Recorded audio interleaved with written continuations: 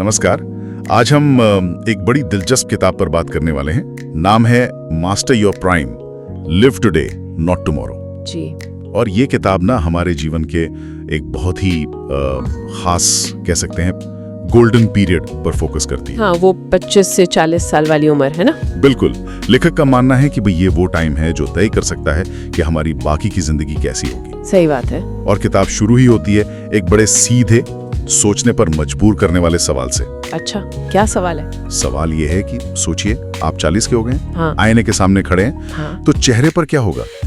एक सुकून भरी मुस्कान के हाँ मैंने अपने सबसे एनर्जेटिक साल सही से जिए, या फिर आंखों में पछतावा कि काश वो वक्त बर्बाद ना किया होता। ओह, ये तो सच में गहरा सवाल है ना? और यही सवाल समझ लीजिए आज की हमारी बातचीत का सेंटर पॉइंट है। हम कोशिश करेंगे समझने की कि ये जो प्राइम टाइम है इसका बेस्ट यूज कैसे करें। हाँ, और ये उम्र मतलब 25 से 40 इतनी निर्णायक क्यों मानी जाती है? किताब में भी इसका जिक्र है। इसमें ना कई चीजें एक साथ होती हैं। जैसे कि एक तो देखिए, आपकी फिजिकल और मेंटल एनर्जी वो आमतौर पर पीक पर होती है। कुछ नया सीखने की, समझने की, उसे अपनाने की जो क्षमता है वो तेज होती है। सही कहा। और साथ ही अक्सर, मतलब हमेशा नहीं पर अक्सर, जिम्मेदारियां शायद उतनी ज्यादा नहीं होती जितनी बाद में 45 या 50 के बाद होती हैं। हाँ, मतलब थोड़ी गुंजाइश होती है शायद रिस्क लेने की, कुछ नया ट्राई करने की। बिल्कुल। तो ये एनर्जी, ये सीखने की क्षमता और ये थोड़ी सी आजादी, ये सब मिलकर किताब कहती है एक बहुत कीमती रिसोर्स बनाते हैं। और ये रिसोर्स लिमिटेड है, ये हमेशा नहीं रहेगा। और इसी लिमिटेड रिसोर्स की वैल्यू समझाने के लिए किताब एक बड़ी पावरफुल इमेज यूज करती है, सेकंड्स का बैंक। सेकंड्स का बैंक, ये क्या है? जरा सोचिए, रोज सुबह जैसे ही सूरज उगता है आपके एक अनदेखे अकाउंट में ठीक 86,400 सेकंड क्रेडिट हो जाते हैं। ओके, 86,400 दिन के सारे सेकंड्स। हाँ, लेकिन इस बैंक का रूल बड़ा अजीब है। आप इन सेकंड्स को बचा नहीं सकते, अगले दिन के लिए कैरी फॉरवर्ड नहीं कर सकते। अच्छा, मतलब यूज इट और लूज इट। एग्जैक्टली। जैसे ही रात के 12 बजते हैं, जो भी सेकंड बच गए वो 0 हो जाते हैं, खत्म, हमेशा के लिए। वाओ। और अगली सुबह फिर से नए 86,400 सेकंड मिल जाते हैं। तो किताब सवाल पूछती है, भाई हम करते क्या है इन रोज मिलने वाले खजानों का? ये तो सोचने वाली बात है। ये रूपक बहुत गहरा है। ये हमें सोचने पे मजबूर करता है कि क्या हम सच में इन सेकंड्स को मतलब इस्तेमाल कर रहे हैं? हाँ, मतलब कुछ मीनिंगफुल करने में, अपने गोल्स की तरफ बढ़ने में। बिल्कुल। या फिर हम इन्हें बस खर्च कर रहे हैं, जैसे फालतू की बहस में पढ़कर, या सोशल मीडिया पर घंटों स्क्रॉल करते हुए। हाँ, या दूसरों से अपनी तुलना करके दुखी होते हुए।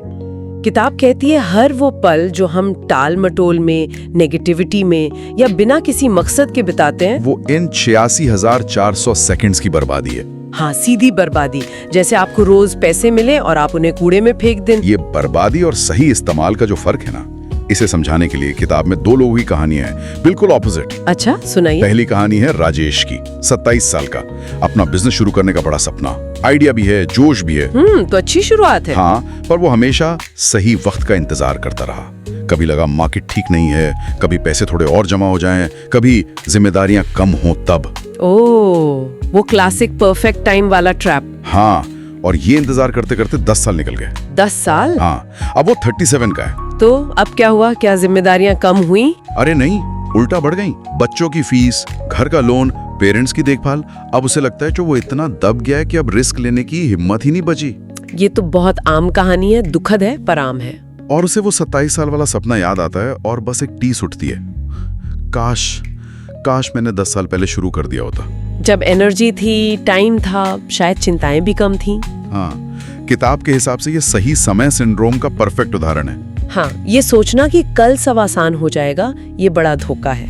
अब इसी के बिल्कुल उलट किताब अमित की कहानी बताती है। ओके, अमित की सिचुएशन भी 27 की उम्र में राजेश जैसी ही थी। सपने, चुनौतियां, शायद पैसे भी उतने ही, पर उसने इंतजार नहीं किया। नहीं, उसने सही समय का इंतजार नहीं किया। उसने उसी वक्त जो भी उसके पास था, जैसा भी था, एक छोटा सा कदम उठाया। ये इम्पोर्टेंट है, छोटा सा कदम। जरूरी नहीं कि सब कुछ दांव पर लगा दो। बिल्कुल। शायद नौकरी के साथ शाम को या वीकेंड पर कुछ शुरू किया, शायद पैसे भी डूबे, पर किताब कहती है उसने हार नहीं मानी, लगा रहा। हाँ, सीखता रहा, तरीके बदलता रहा, कोशिश करता रहा।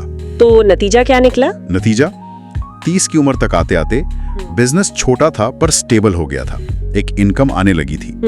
और फिर अगले 10 साल में लगातार मेहनत से 40 की उम्र तक पहुंचते पहुंचते वो एक सफल जाना माना बिजनेस बन गया। वाह। और लोग अब अमित को देखकर कहते हैं क्या किस्मत है यार। हाँ वही, लेकिन किताब इस किस्मत वाली बात को बिल्कुल खारिज करती है। क्यों? लेखक का तर्क है कि ये किस्मत नहीं है, ये है कंपाउंडिंग इफेक्ट। कंपाउंडिंग इफेक्ट मतलब ब्याज पर ब्याज जैसा? हाँ, एक तरह से। क्योंकि अमित ने जल्दी शुरुआत की, उसके छोटे छोटे एफर्ट्स को ग्रो करने के लिए, फलने फूलने के लिए ज्यादा टाइम मिला। उसकी हर सीख, हर तजुर्बा जुड़ता गया और समय के साथ उसका असर कई गुना बढ़ गया। तो ये लक नहीं बल्कि टाइम पर एक्शन लेने का नतीजा था। बिल्कुल, उसने इंतजार नहीं किया, उसने शुरुआत की और समय ने उसके एफर्ट को रिवॉर्ड दिया। ये जल्दी शुरुआत या अपने प्राइम टाइम में एक्शन लेने की बात और भी साफ होती है जब हम उन लोगों को देखते हैं जिन्होंने अपने फील्ड में कमाल किया है। हाँ, किताब उदाहरण देती है सचिन तेंदुलकर का, डॉक्टर एपीजे अब्दुल कलाम का। हाँ, लेजेंड्स हैं दोनों। और किताब एक बड़ा तीखा सवाल पूछती है, क्या सचिन 30-35 की उम्र में बल्ला पकड़कर वो बन सकते थे जो वो बने? नहीं, बिल्कुल नहीं। या डॉक्टर कलाम 40 के बाद अपने सपनों पर काम शुरू करते तो क्या वो मिसाइल मैन बन पाते? संभावना तो बहुत ही कम है। इन लोगों ने क्या किया? उन्होंने अपने जवानी के वो साल, वो प्राइम टाइम, उसे पहचाना और सही दिशा में इन्वेस्ट किया। अपनी एनर्जी, अपना पैशन, अपनी सीखने की इच्छा, सब एक लक्ष्य पर फोकस कर दिया। किताब इसी 25-40 की उम्र की एनर्जी को एक पावरफुल फ्यूल यानी ईंधन कहती है। ईंधन, हाँ ये सही शब्द है। ये हाई ऑक्टेन फ्यूल है जो सपनों की गाड़ी को तेज दौड़ा सकता है। और ये सिर्फ फिजिकल एनर्जी नहीं है जैसा आप कह रहे थे। हाँ, ये मेंटल एनर्जी है, सीखने का जोश है, रिस्क लेने की हिम्मत है और शायद एक उम्मीद भी जो इस उम्र में ज्यादा होती है। बिल्कुल, ये लाइफ का वो फेज है जहाँ एनर्जी, क्यूरियोसिटी और रिलेटिव फ्रीडम का एक यूनिक कॉम्बिनेशन होता है। बाद में शायद तजुर्बा ज्यादा हो, पैसा ज्यादा हो, पर वो कच्चा जोश, वो फ्लेक्सिबिलिटी वो अक्सर कम हो जाती है। और किताब चेतावनी देती है कि अगर ये कीमती फ्यूल हमने यूं ही गपशप में, आलस में या बस भटकने में जला दिया तो बाद में जो पछतावा होगा वो बहुत गहरा होगा। सिर्फ मौका चूकने का नहीं, बल्कि अपनी पोटेंशियल को वेस्ट करने का दर्द। तो सवाल फिर वही है, इस फ्यूल को बर्बाद होने से बचाएं कैसे? इसका सबसे बड़ा दुश्मन कौन है? किताब के अनुसार सबसे बड़ा दुश्मन हमारे अंदर ही है। कौन? हमारी टालम टोल करने की आदत, प्रोक्रास्टिनेशन। वो आवाज जो कहती है आज नहीं, कल से। हाँ, कल से पक्का। जिम जाना है सोमवार से, कोर्स करना है अगले महीने। हाँ, और किताब कहती है ये कल करूंगा एक खतरनाक झूठ है जो हम खुद से बोलते हैं। और वो लाइन दोहराती है, अभी नहीं तो कभी नहीं। ये सुनने में तो अच्छा लगता है पर अमल करना मुश्किल है। बिल्कुल, और ये टालमटोल सिर्फ आलस नहीं है, इसके पीछे मनोवैज्ञानिक कारण हो सकते हैं। कभी फेल होने का डर, कभी परफेक्शन की चाह कि जब तक सब परफेक्ट ना हो शुरू ही ना करें। हाँ, या कभी बस काम इतना ज्यादा लगता है कि समझ ही नहीं आता कहाँ से शुरू करें। कारण कोई भी हो, नतीजा एक ही है, एक्शन नहीं लेना। और ये इनएक्शन फिर गिल्ट पैदा करता है। और वो गिल्ट हमें और रोक देता है ना? एक विशिष्ट साइकिल बन जाता है। सही कहा। किताब इसे जिंदगी का सबसे बड़ा ट्रैप कहती है और ये ट्रैप सीधा उन 86,400 सेकंड से जुड़ा है। हर बार जब हम कहते हैं कल करूंगा, हम आज के सेकंड्स को एक्टिवली खत्म कर रहे होते हैं। मतलब हम अपनी ही पूंजी लुटा रहे हैं। हाँ, टालम टोल करना समय की बर्बादी नहीं, समय की हत्या है, अपने भविष्य की हत्या। ये तो काफी सीरियस बात हो गई, लेकिन अच्छी बात यह है कि किताब सिर्फ प्रॉब्लम बताकर नहीं छोड़ती, सॉल्यूशन भी देती है। हाँ, 5 शक्तिशाली कदम बताती है किताब जो इस प्राइम टाइम को बचाने में मदद कर सकते हैं। चलिए इन पर बात करते हैं। पहला कदम क्या है? पहला और सबसे फंडामेंटल, क्लैरिटी, स्पष्टता। क्लैरिटी मतलब ये जानना कि आप जाना कहाँ चाहते हैं, आपके लक्ष्य क्या हैं। बिना लक्ष्य के जीवन बिना पतवार की नाव जैसा है, कहीं पहुंचता नहीं। जैसे राजेश की कहानी में हुआ, शायद सपना था पर रास्ता साफ नहीं था। हाँ, लक्ष्य आपको दिशा देते हैं, बताते हैं कि आपको अपने 86,400 सेकंड्स कहाँ लगाने हैं। ठीक है, लक्ष्य तय हो गए। अब दूसरा कदम, एक रूटीन बनाओ। Build a routine. लक्ष्य पाने के लिए रोज कुछ करना पड़ता है, इसके लिए एक सिस्टम चाहिए। सिस्टम किताब खास तौर पर सुबह के टाइम पर जोर देती है। सुबह का पहला घंटा या कुछ वक्त अपने सबसे जरूरी काम को देना। हाँ, दिन शुरू होने से पहले। बिल्कुल, इससे दिन की शुरुआत फोकस्ड होती है। रूटीन आपको डिसिप्लिन सिखाता है और टाल मटोल से लड़ने में मदद करता है। ये बात सही है, सुबह का वक्त शायद अपना होता है। अच्छा, तो लक्ष्य साफ, रूटीन भी बना लिया, अब क्या कोई रुकावट नहीं आएगी? रुकावटें तो आएंगी और सबसे बड़ी है ध्यान भटकना। इसीलिए तीसरा कदम है डिस्ट्रैक्शंस हटाओ, एलिमिनेट डिस्ट्रैक्शंस। आज के जमाने में डिस्ट्रैक्शंस की तो भरमार है। Phone, social media. हाँ, बेवजह की गपशप, नेगेटिव लोग। किताब इन्हें समय चोर कहती है। आपको पहचानना होगा कि आपके समय और एनर्जी के चोर कौन है और उनसे दूरी बनानी होगी। ये मुश्किल है पर जरूरी लगता है फोकस के लिए। बिल्कुल था। जो इन सब का बेस है, हेल्थ पर ध्यान दो, फोकस ऑन हेल्थ। याद है वो इंजन वाली बात? हाँ, शरीर और मन ही इंजन है। तो इंजन को ठीक रखना होगा। फिजिकल हेल्थ, नींद, खाना, एक्सरसाइज, और mental health, stress management, positive सोच। स्वस्थ शरीर और शांत मन के बिना कोई भी सपना पूरा करना बहुत मुश्किल है। ये चारों कदम, क्लैरिटी, रूटीन, डिस्ट्रैक्शन हटाना, हेल्थ, बहुत लॉजिकल है। पर वो जो शुरू करने की हिचक होती है, उसी के लिए है पांचवा और शायद सबसे जरूरी कदम, जो इन चारों को एक्शन में लाता है। और वो क्या है? अभी शुरू करो। Start now. Start now. हाँ, कितनी भी प्लानिंग कर लो, सोच लो, जब तक पहला कदम नहीं उठाओगे कुछ नहीं बदलेगा। ये सीधा उस कल करूंगा वाले झूठ का जवाब है।